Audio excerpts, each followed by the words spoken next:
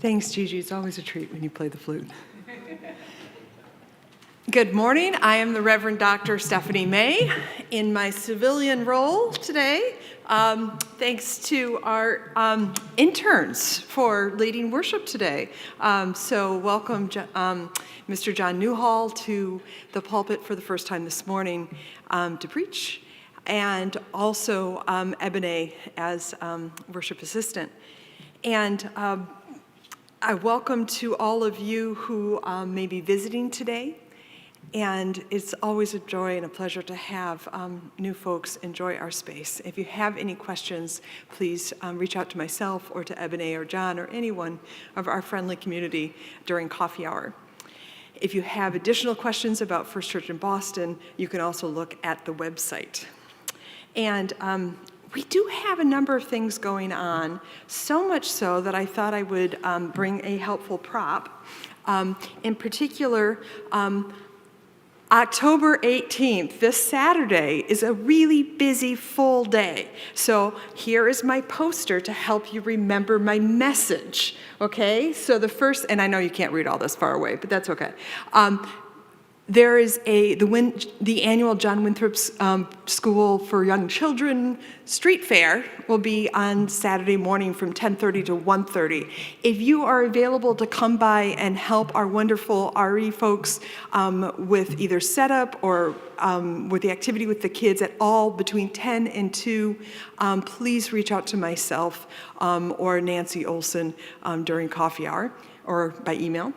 And then also, overlapping is at noon to 3 o'clock is the No Kings rally in Boston Common. Our Unitarian Universalist Association is one of the co-sponsors of this nationally in support of our values, of the dignity of every person, the right to have your voice heard, and to be treated with support human rights in some of the activities that we're seeing in the nation. The other reason I'm holding this is I keep going to rallies and I'm like, I want a sign. Do you ever want a sign when you're at a rally? Okay, I bought a whole bunch of these and markers. So they're set up in the auditorium today if you want to make a sign today, or if you want to come early on Saturday morning, there's poster making materials here on site. And after you've done good things for the day and you're just like, I want to have some fun, Saturday evening, pie and piano from 5 to 7 p.m. There has been a lot of information going out about this. I just want to make sure this is about coming together for fun. I'm making the pies. We're going to also have some pizza. And Ryan Toom has been working really hard on a whole bunch of great music. And it's also a fundraiser because our beloved piano here needs some urgent repairs. And that's both for our own worship services and also for the many, many community groups that come in here and hold concerts. So hopefully you can come to the party, but even if you're not, there's a QR code in the order of service, and I believe it's on the website also. If you're able to donate towards these piano repairs. This is an unbudgeted item. We're hoping to raise the money to get the piano fixed. So please give as you are able to support that work. And also, so I didn't remember, the Gregors have an event from the auction that has a few more spots on Sunday, October 26th. It's an Italian food and wine festival, $75 a seat, and the money for that will also go to the piano fund. So I'll leave this in coffee hour to help you remember, or just ask me any questions. Thank you for all the things you do to support the life and work of the church, and our service will now begin. Wait, I had one more important announcement. Birthdays. Also, I just want to shout out to our friend John here. His birthday was the 8th, mine was the 10th, and Joan Collins turns 98 today. So yay for October birthdays.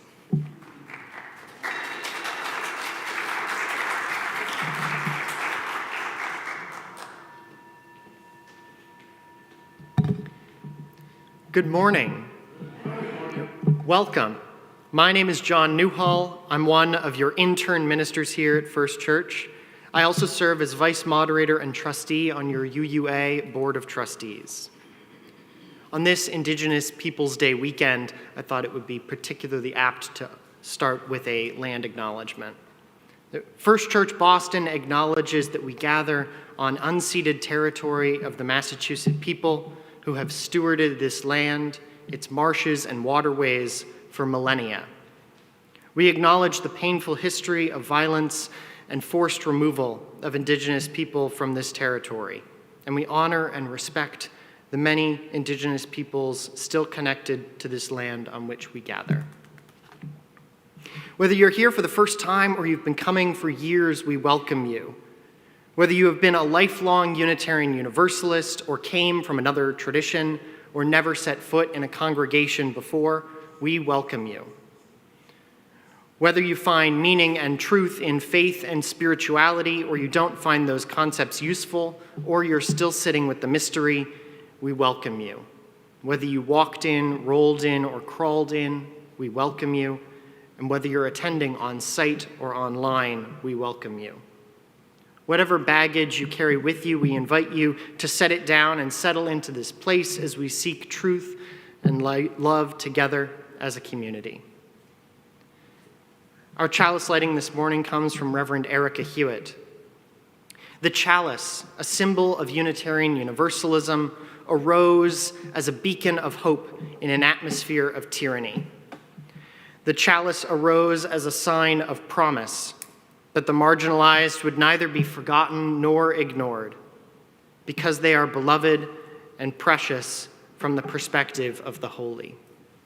This morning, we remember all the people who have been explicitly or implicitly, through police violence or government policy, through derision or dehumanization. We remember that those who have been told explicitly and implicitly that they're anything less than whole, anything less than beloved. We light our chalice. May we make our lives a beacon, a symbol of our promise to draw the circle wide, a sign that we will not rest until all means all. Please join me in our words of affirmation. The words can be found in your orders of service. Love is the spirit of this church, and service is its law. This is our great covenant, to dwell together in peace, to seek the truth in love, and to help one another. Please take a moment to greet those around you and waving to our friends online. The camera's over the clock there. If you're joining online, feel free to text your friends or those in the sanctuary.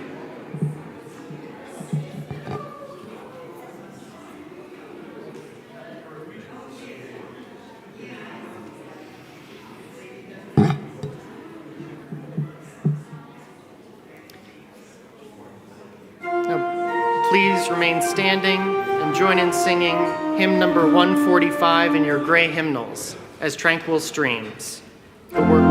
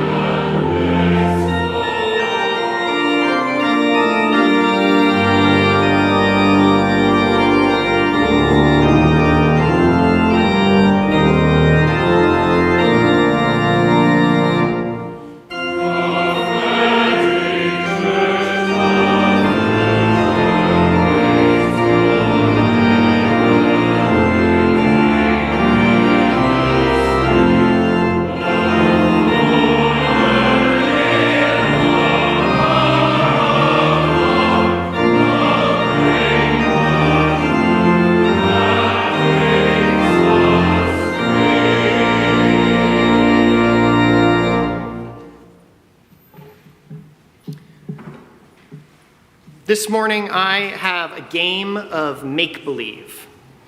If you'd like to put your imagination caps on, we can pretend together.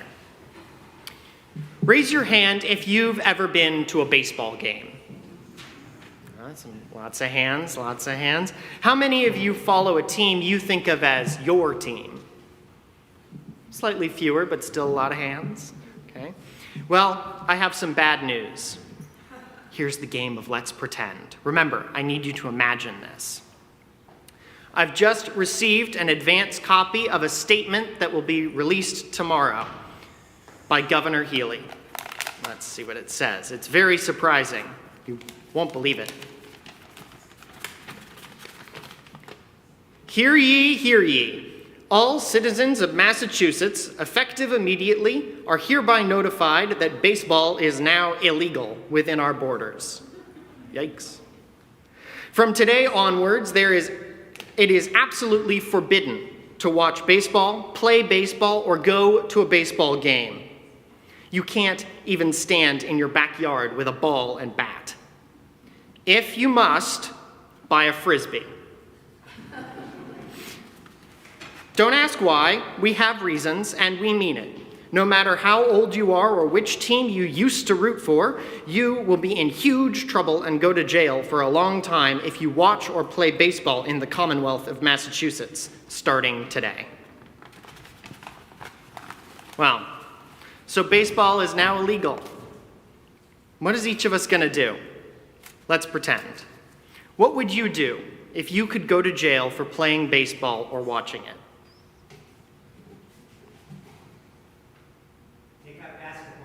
Take up basketball? Play baseball. Football? Play baseball anyway? Okay. Reruns of old movies. Reruns of old movies, yeah. Protest. Yeah, these are good. These are all good possible ways to respond.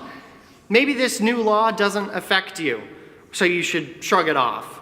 Maybe the threat of prison scares you enough to stop or sneak around. Maybe you leave Massachusetts every time you want to hit a few balls or watch a team play. In New England, this is significantly easier than some other states. This may sound like a funny example to talk about, but there are countries where doing simple everyday things are forbidden. A lot of the time, these forbidden things have to do with speaking your mind or practicing your religion. Imagine that you woke up tomorrow and found out that it was against the law to be Unitarian Universalist, or to talk about Unitarian Universalist beliefs.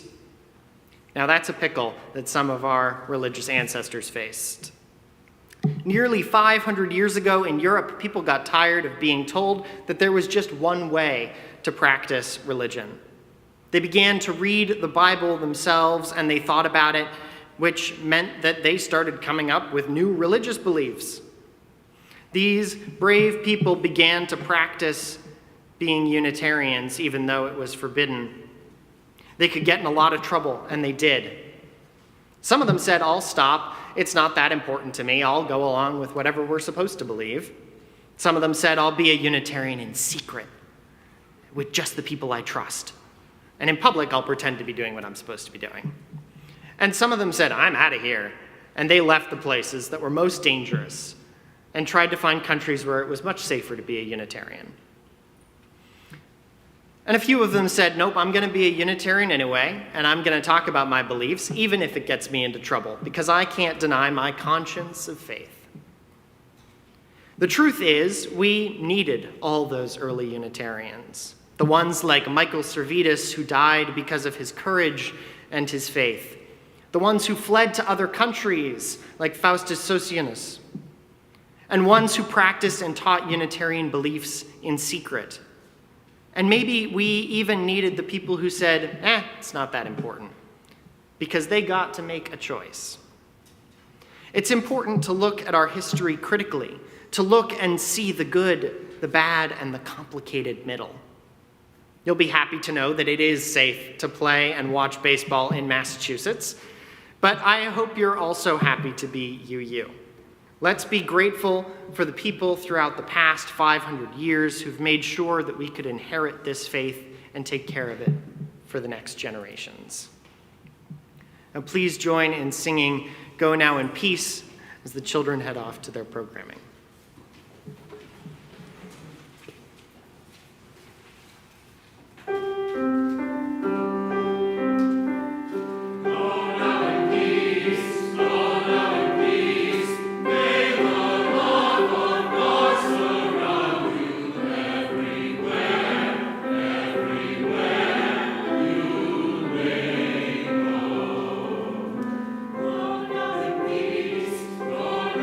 Peace,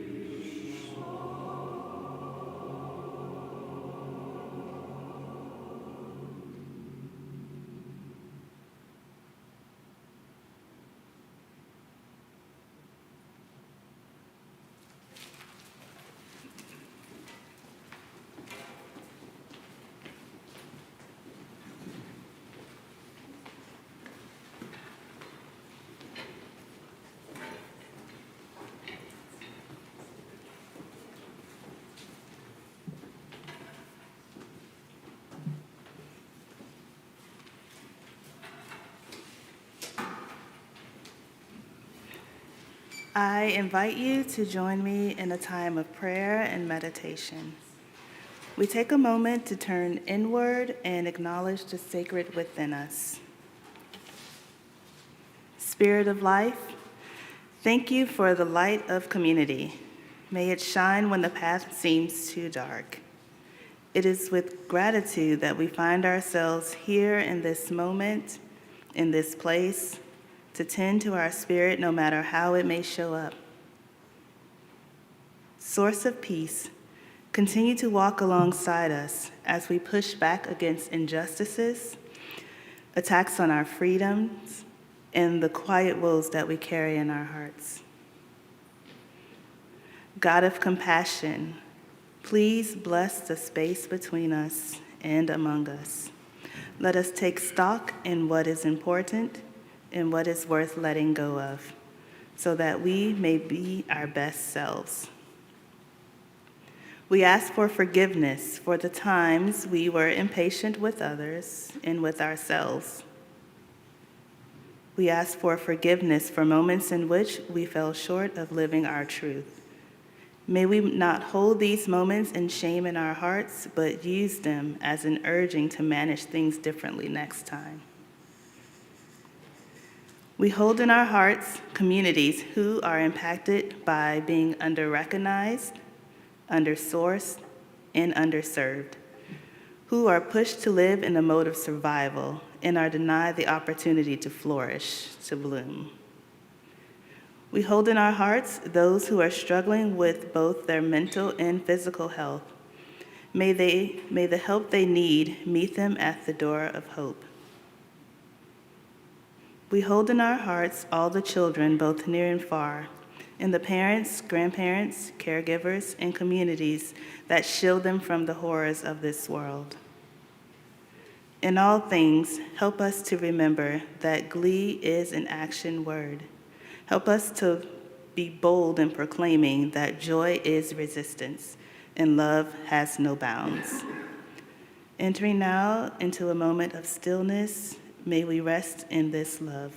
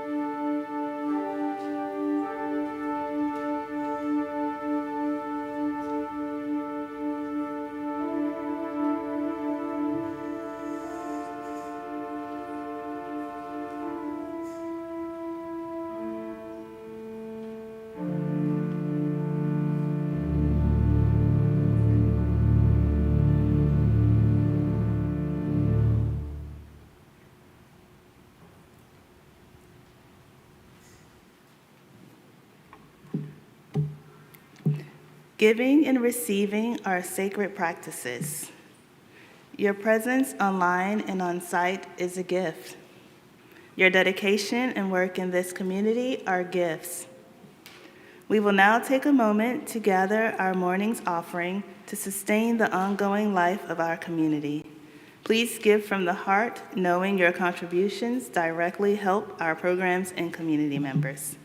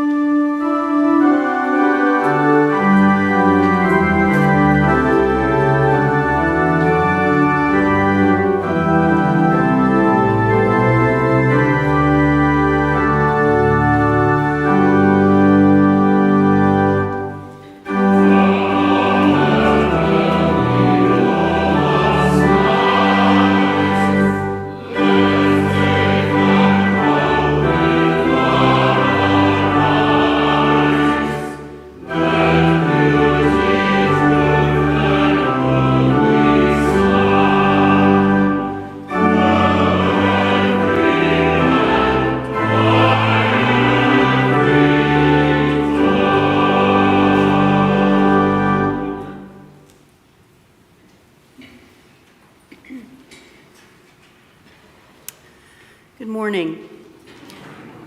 Our reading this morning comes from Reverend Kathleen McTeague and is entitled, "They Are With Us Still." In the struggles we choose for ourselves, in the ways we move forward in our lives and bring our world forward with us, it is right to remember the names of those who gave us strength in this choice of living. It is right to name the power of hard lives well lived. We share a history with those lives. We belong to the same motion. They too were strengthened by what had gone before. They too were drawn on by the vision of what might come to be. Those who lived before us, who struggled for justice and suffered injustice before us, have not melted into the dust and have not disappeared. They are with us still. The lives they lived hold us steady. Their words remind us and call us back to ourselves. Their courage and love evoke our own. We, the living, carry them with us. We are their voices, their hands, and their hearts. We take them with us, and with them choose the deeper path of living.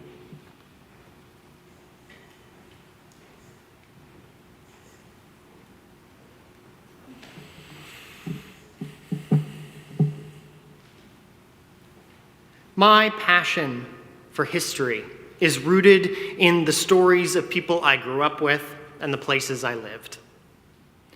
Perhaps my passion was seeded by my grandfather, who walked the line between telling and performing not only family tales, but also stories of Puritans in England and America, the development of law and legal systems, and local stories from Lynn, Salem, and Marblehead.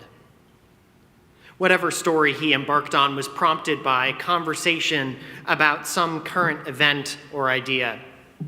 He had a way of making distant history come alive. My passion for history has also grown through travels with my father to historical sites where we immersed ourselves in the stories of places like Colonial Williamsburg, Yorktown, and the Tower of London. And my passion is continually fed by the place I live. On the North Shore and throughout our Commonwealth, we are surrounded by history.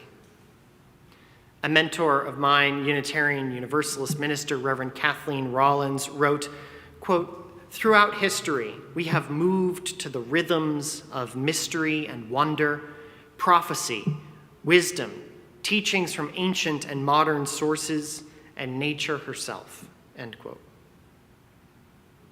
Historical learning is inherent to theological exploration and spiritual growth.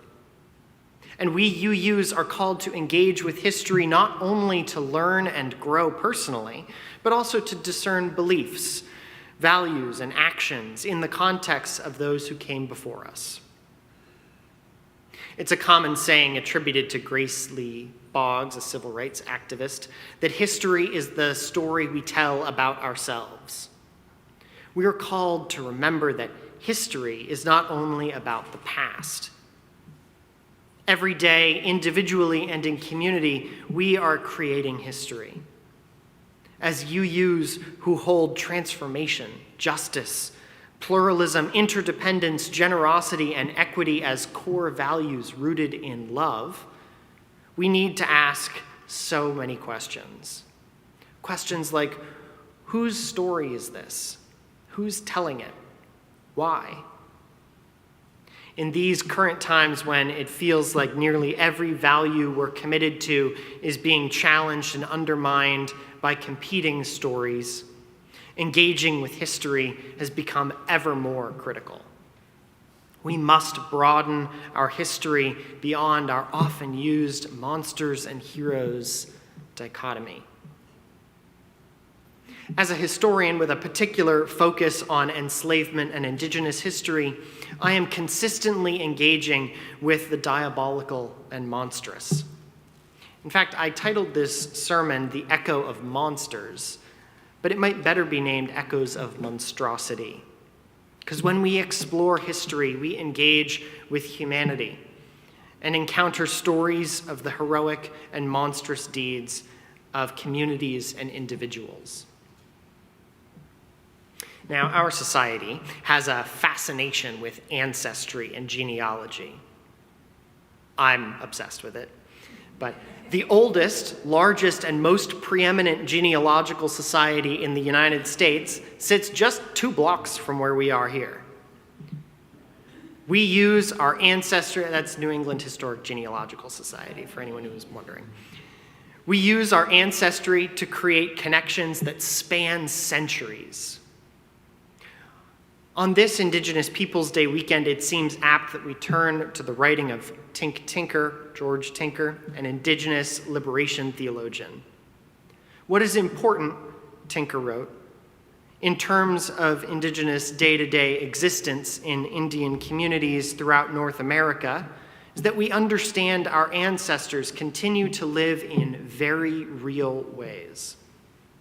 These ancestors continue to live in us, both in our memories and in our physical lives, as we continue to eat the produce of the earth where they have returned in one way or another, end quote.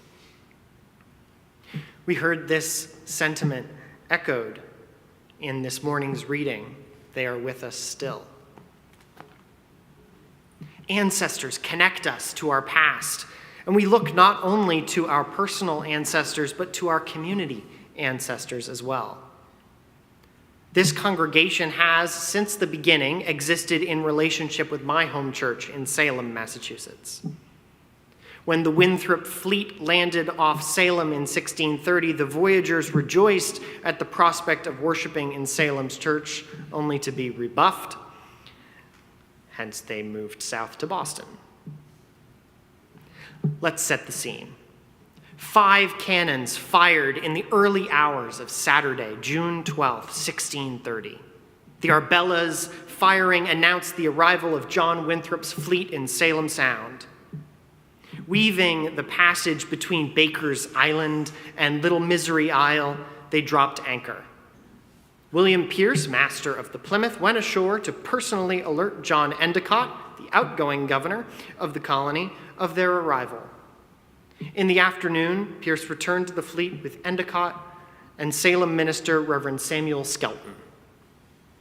Eventually, a Pawtucket man joined the Winthrop party aboard ship for the night, and the Pawtucket sachem, Masquenoit, came aboard the next day. Likely 2 of the first Indians Winthrop encountered, the Pawtucket men's visit surely reminded him of the colony's charter and his missionary oath. In the governor's oath, Winthrop vowed to, quote, bring natives of this country called New England to knowledge of the true God, end quote. Advancing the gospel among the natives of New England was a core element of the colony's charter and central to Winthrop's own personal priorities. Missionary work was central to the colonial endeavor in Massachusetts and Virginia.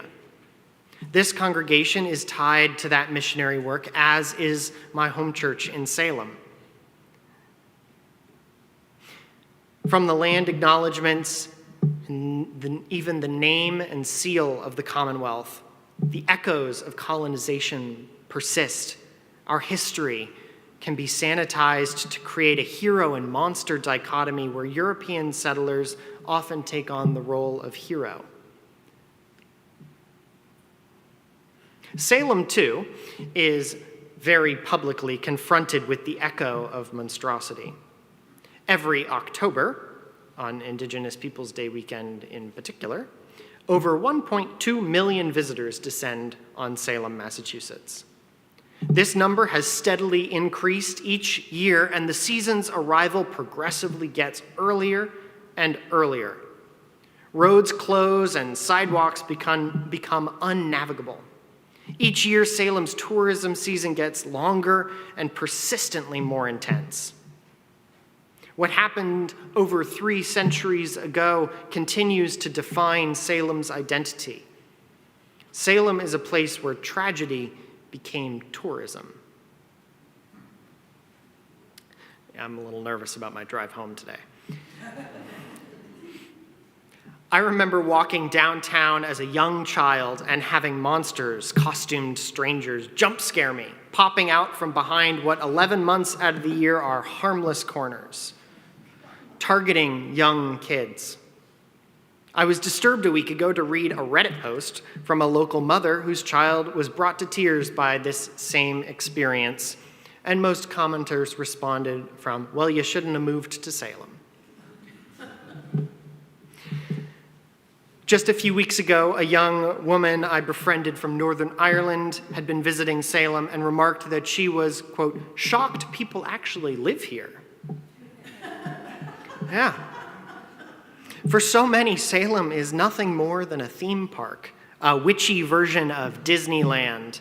A tour guide the other night, just last night actually, encouraged his 30-plus tourist group to look inside people's windows and to, quote, "not be afraid to get right up to the glass." The specter of Salem's darkest hour persists. Our local economy relies on the tourism that's based on a tragedy. Our local sports teams are the witches. The Salem Police Department logo has a witch on a broom. And we have a statue of Samantha from Bewitched in the center of town, right outside City Hall, and less than a block from the site of the courthouse where many were tried and found guilty of witchcraft. Our history reverberates into the present. As part of my recent campaign for Salem City Council, I had the opportunity to hear directly from residents about their experiences with local tourism and the city's visitors. One of my favorites was a neighbor, a historian of Renaissance and early modern Europe, has a particularly relevant notice to Salem's visitors. A small wooden sign hangs from her doorknob, and it reads, "They were not witches." Other residents lament that the events of 1692 are often all people know of Salem's long history. And just to be clear, I'm not against Salem tourism. Please come visit, take the train. In fact, tourism is an incredibly important driver of our local economy. But in the case of Salem, who are the monsters that ignited this monstrous hysteria? To paint the Salem witch trials accusers as monsters is to misunderstand the history. The tragedy has at different times been judged by both amateur and professional historians to be the result of religious fanaticism, power-mad ministers, hysterical girls, local disputes as hysteria, misogyny, anxiety caused by political turmoil, frontier life, the Indian Wars, hallucinations caused by rotting grain, psychological distress, or even the result of the persecution of real witches. The search for the true culprit, or the real monster of the Salem witch trials, continues. Even the witch trials themselves have become a popular shorthand to monsterize. Beginning when the trials were still in living memory, Americans referred to the excesses of Salem's witchcraft trials in public debates over such things as smallpox inoculations, religion and revolution. In each case and in every era, Americans evoked Salem witchcraft to vividly illustrate the folly of a course of action by either fellow citizens or their government that they believed to be extreme, irrational, and capable of destroying the entire nation. And let's not forget the way the president's liberal use, that's definitely the wrong word, copious use of the term witch hunt throughout the last decade. Within our tradition, we see the specter of monstrosity. Unitarian Universalist history is interwoven with the history of native boarding schools, eugenics, enslavement, and colonialism. And we're also interwoven with fights against those things. We can and must confront the echoes of monstrosity head on. We are called as a community to ever widen our circle of concern. We are a both-and tradition. We are paradoxical. We experience the complexity of identity. We are a new tradition with deep historical roots. We are a historically Christian community that strives to embrace all and that does not profess any orthodoxy, nor seek a singular source of love, life, or divinity. Our tradition is new, in part because we are constantly creating and recreating it.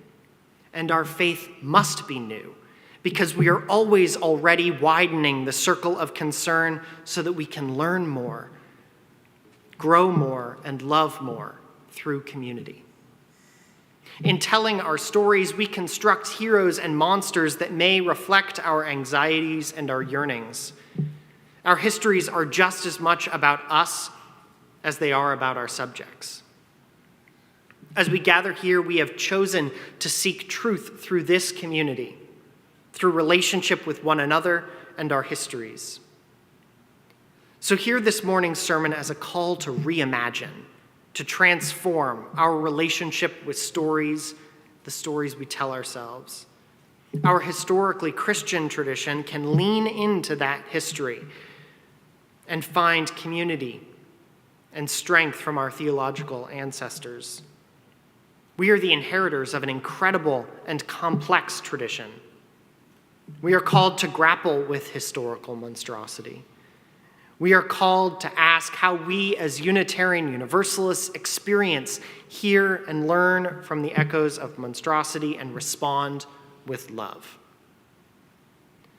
So I'd like to close with a few words from the Reverend Leslie Takahashi. All that we have ever loved and all that we have ever been stands with us on the brink of all that we aspire to create. A deeper peace, a larger love, a more embracing hope, a greater generosity of spirit, a deeper joy in this life we share.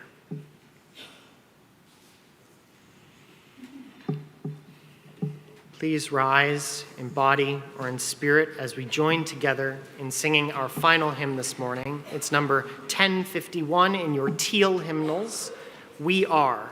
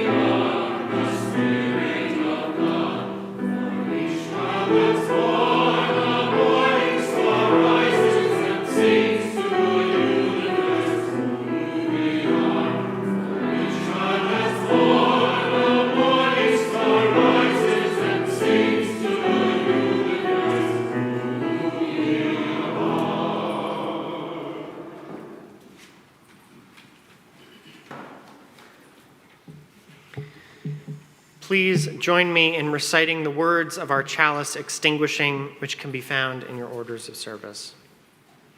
We extinguish this flame, but not the light of truth, the warmth of community, or the fire of commitment. These we carry in our hearts until we are together again. Go in curiosity, go in love, and go in peace, knowing we wait to embrace you upon your return.